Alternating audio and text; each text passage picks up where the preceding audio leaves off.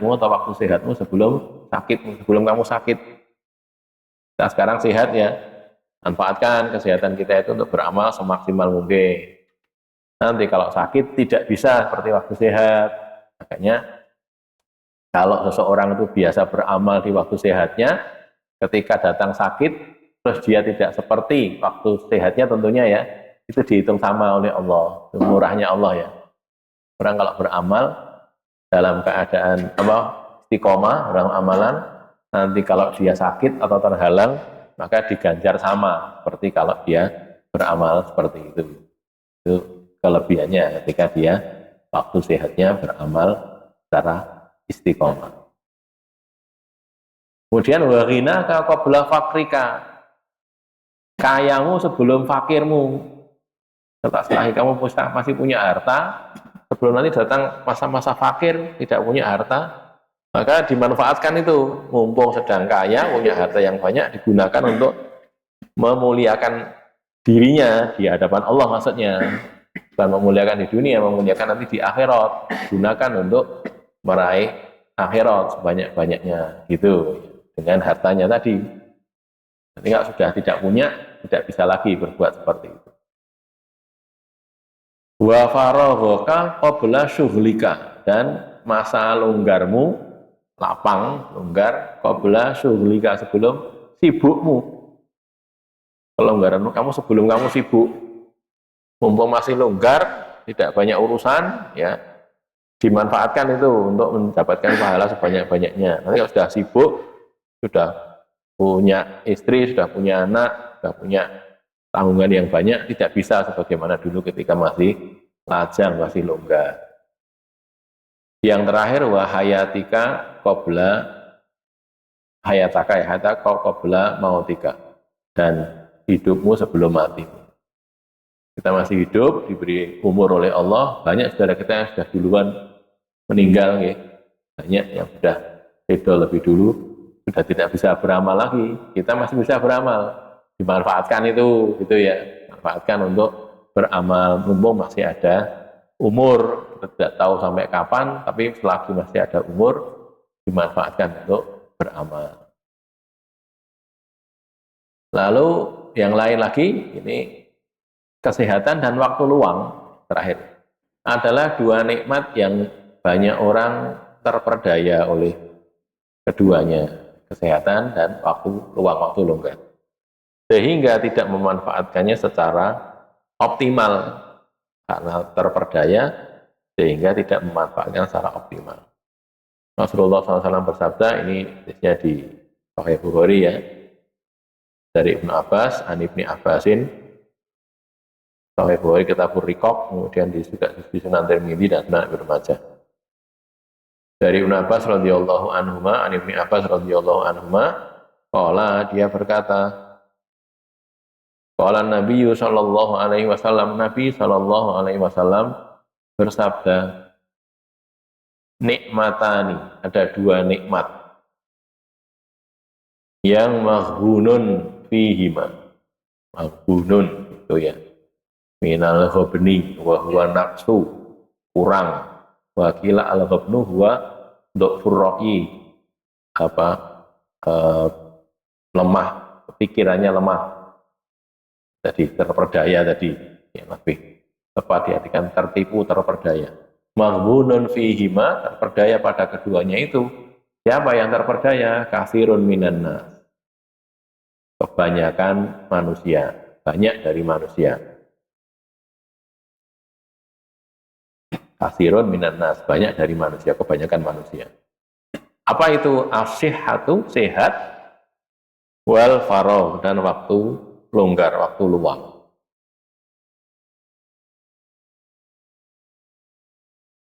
Di bawah ada keterangan ya, itu ya, di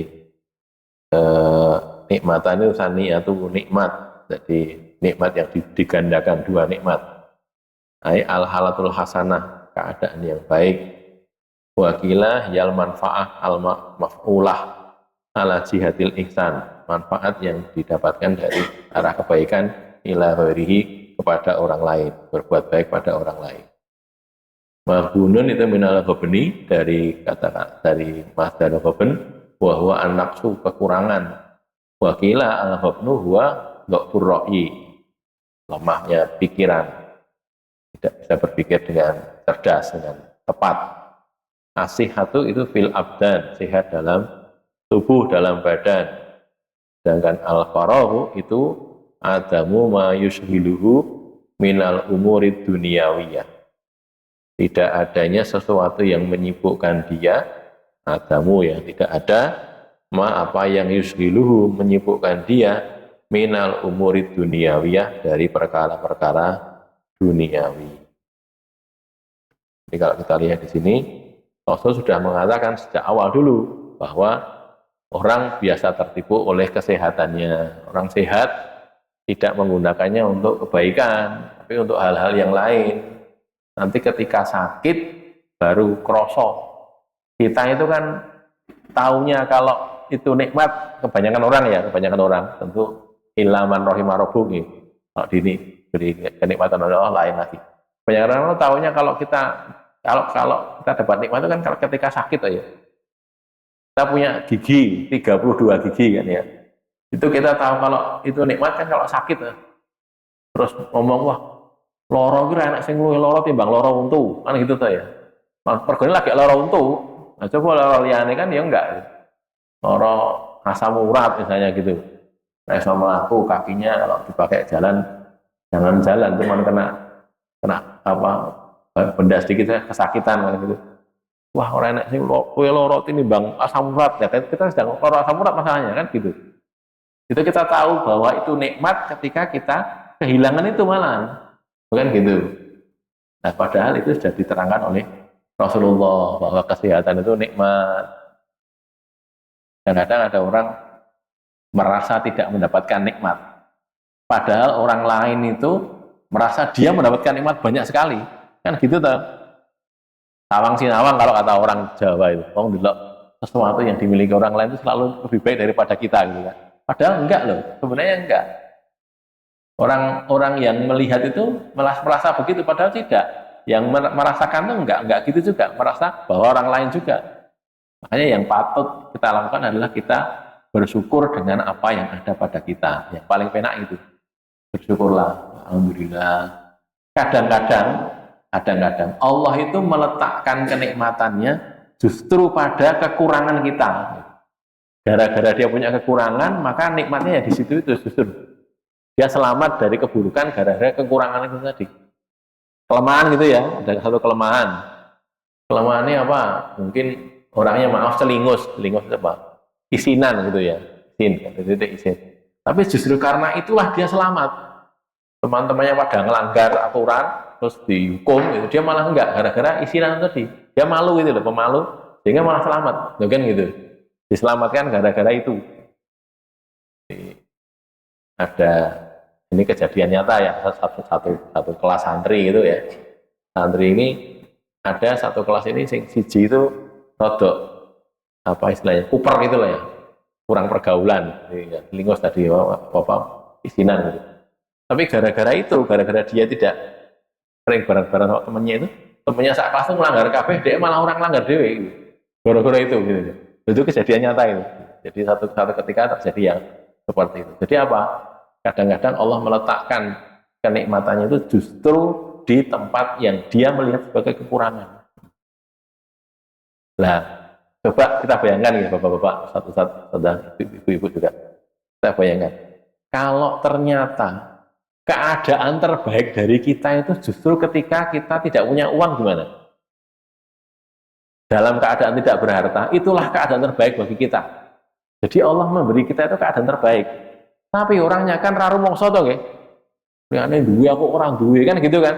Susah kan ya. Tapi justru keadaan itu yang terbaik. Karena Allah tahu, Allah Maha tahu kan ya. Hambaku yang ini tuh kalau dia diberi harta agak banyak sedikit saja lah, rasa akeh banget. Itu sudah dirang genah itu. Itu tidak genah. Terus macam-macam pikirannya itu, kan gitu tuh ya. Neko-neko itu. Tapi gara-gara dia tidak punya harta, jadi malah selamat. Arab melakukan hal yang buruk itu nggak bisa karena nggak punya. Dan dia pengen gitu, ini orang dilakoni gara-gara orang duwe, selamat dia dari keburukan, lo kan gitu. Loh, kalau itu terjadi pada diri kita terus bagaimana. Makanya tadi yang paling pokok adalah kita mensyukuri apa yang diberikan Allah kepada kita gitu. Jadi merasa bahwa yang diberikan oleh Allah kepada kita itulah yang paling tepat untuk kita. Jangan melihat keadaan orang lain. Izhad bima indan nas yuhibbakan nas, kan gitu tuh. Zuhudlah dengan apa yang dimiliki oleh orang lain, maka orang lain akan mencintai kamu. Sehat yang pertama. Yang kedua faragh, seperti tadi ya, waktu longgar. Waktu longgar itu juga sama, kita tahunya itu sebagai nikmat ketika kita sudah tidak punya waktu lagi. Tek waktu ini sudah gitu. Jadi dari hari Ahad sampai hari Ahad lagi itu sudah habis. Total waktunya sudah habis, tidak ada waktu lagi. Maka ketika itu kita baru tahu, oh waktu longgar itu ternyata nikmat ya. Gitu, kita bisa berbuat sesuatu di waktu longgar kita. Kalau orang-orang yang sibuk cari dunia misalnya kerja gitu ya, itu tinggal bersama keluarga, tapi ketemu anak itu belum tentu sebulan sekali, tinggalnya satu rumah. Orang-orang di kota-kota besar itu ya, berangkat ke tempat kerja, anaknya belum bangun, sebelum subuh berangkatnya, anaknya belum bangun. Nanti pulang anaknya sudah tidur, sampai di rumah jam 10 malam, anak sudah tidur. Tiap hari satu rumah, tapi nggak pernah ketemu anak itu nggak pernah, sama sekali. Ketemunya mungkin kalau hari libur, itu pun kalau si orang tuanya tidak punya acara sendiri, anak nggak punya acara sendiri. Kadang-kadang sebulan sekali, kadang-kadang 2 minggu sekali gitu, nggak tentu, satu pekan sekali nggak tentu. Itu gitu. Nah, baru kemudian dia kerasa, oh iya ternyata waktu longgar itu mahal harganya. Nah gitu ya. Itu untuk ahli dunia. Sekarang kita tidak bicara itu, kita bicara kita sendiri aja lah. Ustadz-ustadz ya, terutama ustadz-ustadz yang banyak mengajar di tempat-tempat luar itu, kan juga gitu kan. Jadi kadang-kadang ketemu anak istri itu juga ya sekedar lewat gitu saja, karena saking banyaknya kegiatan. Saking banyaknya kegiatan. Saya dulu beberapa waktu yang lalu, beberapa puluh tahun yang lalu, nggak sampai puluhan tahun ya, beberapa tahun yang lalu lah, bersama seorang ustadz, sekarang sudah meninggal ustadznya. Kita itu ngurusi seorang anak yang orang tuanya itu aktivis gitu, terkenal, aktivis muslim, mungkin Indonesia, terkenal di Indonesia. Anaknya ini rusak gara-gara apa? Gara-gara orang tuanya itu sudah nggak ada waktu lagi itu loh. Orang tuanya minta tolong pada kita, tolong Ustaz, anak saya itu loh, tolong diberitahu tuh, anak saya jadi kayak gitu. Kita datang ke rumahnya itu, anaknya ya dugal gitu, jalanan dugal, nakal gitulah ya. Terus waktu itu kita sampaikan, anak, ya sebagaimanapun juga orang tua kamu itu kesibukannya dalam hal-hal yang baik. Jadi kamu memang kurang diperhatikan orang tuamu, karena orang tua kamu ngurusi hal-hal yang lain untuk urusan umat ini. Nah ya kamu jangan begitu, kemudian terus jadi nakal gitu, jangan. Dinasihati, kita nasihati, ngomongin baik-baik. Nggak tahu cerita akhirnya bagaimana, saya lupa itu. Dan terus berhenti waktu itu, udah nggak ketemu lagi, nggak tahu akhirnya gimana. Nah terus kita sendiri, saya bicara dengan Ustadz tadi yang sama-sama menangani tadi. Nah iya, ini cerminan untuk kita ya. Jadi kadang-kadang kita itu ngurusin jopo-jopo gitu, terus anak Dewi malah rakopen. Bukan rakopen makanannya, bukan loh ya. Rakopen kehilangan ayah gitu loh. Nah kalau gitu, ya jangan. Setidaknya bapak-bapak, terutama ini bapak yang banyak kesibukan di luar, kesibukannya bukan dolan, bukan mulang ngaji gitu. Itu tolong sediakan sedikit waktu lah untuk anak kita itu. Jadi kadang-kadang anak itu tidak ngobrol, tidak ngomong-ngomong, longgar gitu. Ada seorang motivator cerita kepada saya, dia pernah disuruh ngisi di satu sekolah terkenal itu, satu kota besar, sekolahnya mahal, sekolah muslim, sekolah Islam mahal gitu. Terus dia ngisi di wali murid, jadi orang tua murid. Lalu dia bikin kuesioner. Jadi sebelum ngisi bikin kuesioner beberapa pertanyaan. Salah satunya yang terakhir yang membuat mereka terharu itu, murid para orang tua murid itu terharu sampai nangis katanya. Dia tanya, kapan bapak ibu itu terakhir ngobrol dengan anak bapak? Ngobrol loh, bukan tanya gimana, rapat kamu gimana, bukan gitu loh. Longgar ngobrol loh. Terakhir kapan? Mereka kata dia cerita kepada saya, mereka banyak yang nangis tuh, nangis cerita, saya lupa pak, saya ngobrol terakhir itu kapan saya lupa, mungkin nggak tahu setahun yang lalu atau 2 tahun yang lalu gitu. Sebelumnya dia bikin kuesioner dulu, jadi sekolah itu sudah tahu kan, artinya sudah bikin kuesioner pada murid-murid sebelumnya tentang apa hobinya, apa kesukaannya gitu kan. Lantas ketika orang tua murid dikumpulkan ditanyai, tanya pertanyaan ringan saja, apa makanan kesukaan anak bapak yang sekolah di sini itu atau anak ibu gitu. Nah ceritanya kemudian dikumpulkan kan, kumpulkan, bapaknya nyebut makanan tertentu, ibunya nyebut makanan tertentu, anak ini beda gitu loh. Jadi kabeh gitu loh. Bapaknya misalnya ini sekedar misal ya, bapaknya bilang kesukaan anak saya itu gado-gado gitu.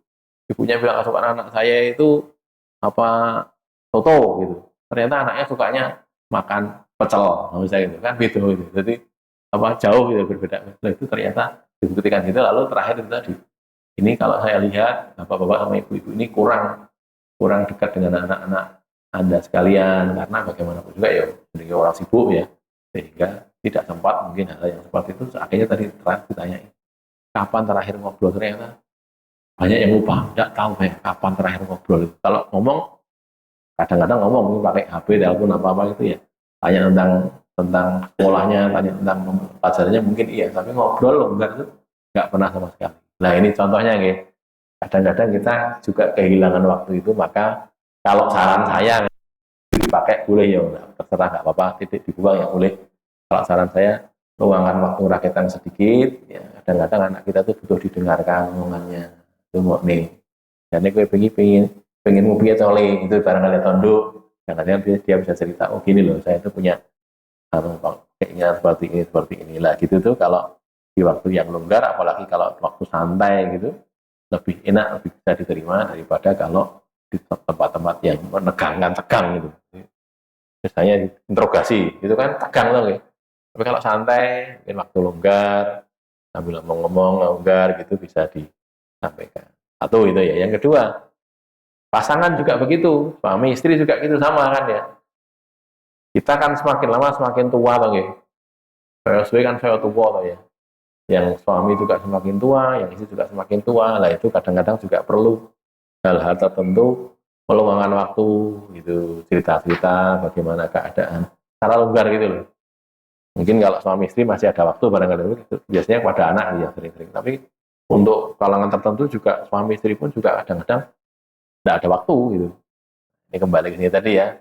Nah, mumpung kita masih belum terlalu sibuk banget, gunakan itu, luangkan waktu. Mungkin tidak harus banyak kok, cuma sebentar saja, tapi cukup untuk menjawab apa yang seharusnya dibutuhkan oleh masing-masingnya, baik suami maupun istri maupun anak maupun orang tua kepada anak atau anak kepada orang tua. Baik, sampai di sini sudah menjelang maghrib. Ada yang ditanyakan barangkali? Tidak ada. Qulu qouli hadza astaghfirullah li wa lakum alhamdulillahirabbil alamin. Silakan siap-siap.